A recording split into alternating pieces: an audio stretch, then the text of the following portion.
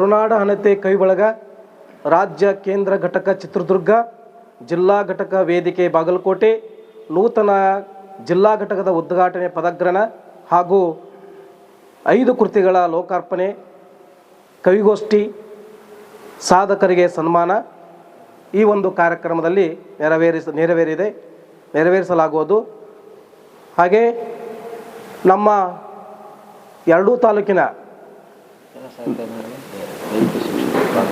ದೈಹಿಕ ಶಿಕ್ಷಣ ಶಿಕ್ಷಕರ ಪ್ರಾಥಮಿಕ ಮತ್ತು ಪ್ರೌಢಶಾಲೆಗಳ ಒಂದು ದಿನದ ಕಾರ್ಯಾಗಾರ ಸಭೆ ಏರ್ಪಡಿಸಲಾಗಿದೆ.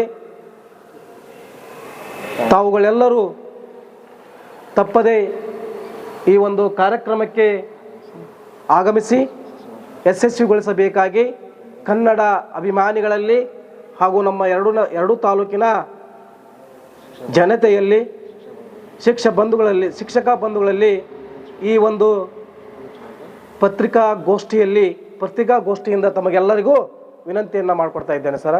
ಧನ್ಯವಾದಗಳು.